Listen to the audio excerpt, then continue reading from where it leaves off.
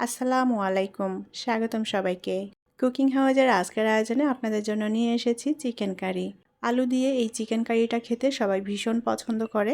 আর এই চিকেন কারিটা রুটি, পরোটা, সাদা ভাত, পোলাও, খিচুড়ি সব কিছুর সাথেই পরিবেশন করা যায়।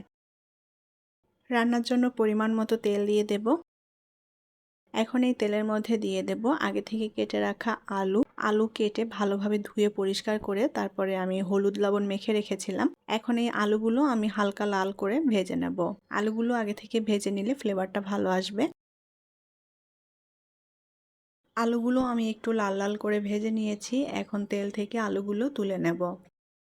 এখন ওই একই তেলের মধ্যে আমি মুরগির মাংস দিয়ে দেব। মাংসগুলো একটু ছোট টুকরো করে নিয়েছি। আর মাংসেও আমি আগে থেকে হলুদ লবণ মেখে রেখেছিলাম আধা ঘন্টা মতো। এখানে 1 কেজি পরিমাণ মাংস নিয়েছি আমি।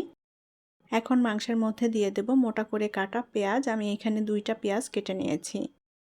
এখন এই মাংসটা আমি একটু ভেজে নেব। মাংসটা ভেজে নিলে ফ্লেভারটা ভালো আসবে। মাংসটা আমি 3-4 মিনিট মতো ভেজে নিয়েছি পেঁয়াজের সাথে। এখন এর মধ্যে দিয়ে দেব তেজপাতা। আর দিয়ে দেব গোটা গরম মশলা, এলাচ, দারচিনি, লবঙ্গ, গোলমরিচ নিয়েছি এখানে কিছু। ভালো করে নেড়েচেড়ে আরও 2-3 মিনিট ভেজে নেব। মাংসটা আমি খুব কড়া করে ভাজবো না, একটু লাল লাল করে ভেজে নেব। মিডিয়াম আঁচে আমি মাংসটা ভালো করে নেড়েচেড়ে একটু লাল লাল করে ভেজে নিয়েছি। এখন এর মধ্যে মশলা দিয়ে দেব। এখানে 2টা মিডিয়াম সাইজের পেঁয়াজ নিয়েছি, শুকনো মরিচ নিয়েছি পরিমাণ মতো করে, আদা রসুন এটাও পরিমাণ মতো নিয়েছি, আর নিয়েছি 1 চা চামচ পরিমাণ জিরা। এই সমস্ত মশলাগুলোকে আমি ভালোভাবে একসাথে ব্লেন্ড করে নিয়েছি। মশলাটা একটু মিহি ব্লেন্ড করে নিয়েছি, এতে করে মশলাটা মাংসের সাথে ভালোভাবে মিশে যাবে।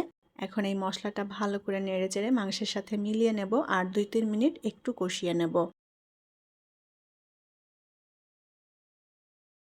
অল্প আঁচে আমি মাংসটা মশলার সাথে 2-3 মিনিট ভালোভাবে একটু কষিয়ে নিয়েছি। এখন এর মধ্যে গুঁড়া মশলাগুলো দিয়ে দেব। আমি এখানে ধনিয়ার গুঁড়া নিয়েছি, হলুদ গুঁড়া নিয়েছি, আর নিয়েছি কিছুটা গরম মশলার গুঁড়া, আর লবণ নিয়েছি স্বাদ মতো। গুঁড়া মশলাটা দিয়ে আবারও ভালো করে নেড়ে চেড়ে মিলিয়ে নেব।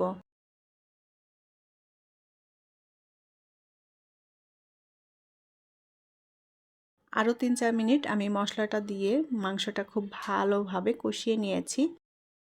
মাংসটা সেদ্ধ হওয়ার জন্য এখন এর মধ্যে 1 কাপের মতো পানি দিয়ে দিলাম। মাংসটা ভালোভাবে কষিয়েও নিতে হবে।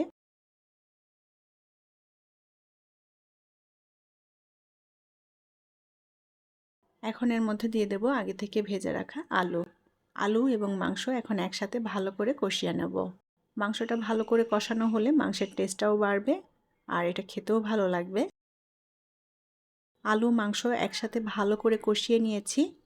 এখন এর মধ্যে পরিমাণ মতো ঝোলের পানি দিয়ে দেব। আমি একটু পাতলা ঝোল রাখবো। এই মাংসটা আমি রুটির সাথে পরিবেশন করব। রুটি দিয়ে মাংসের একটু পাতলা ঝোল খেতে ভালো লাগে। 1 চা চামচের মতো দিয়ে দেব টালা জিরা এবং গরম মশলার গুঁড়া।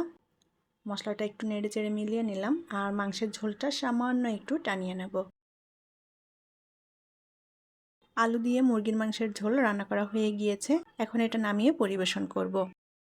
আমি এই মাংসটা রুটির সাথে পরিবেশন করেছি। এই মাংসটা রুটি, পরোটা, সাদা ভাত, পোলাও, খিচুড়ি সব কিছুর সাথেই খেতে ভালো লাগে। আশা করছি ভালো লেগেছে আমার আজকের রেসিপি। পরবর্তী রেসিপি দেখার আমন্ত্রণ জানিয়ে বিদায় নিচ্ছি। আল্লাহ হাফেজ।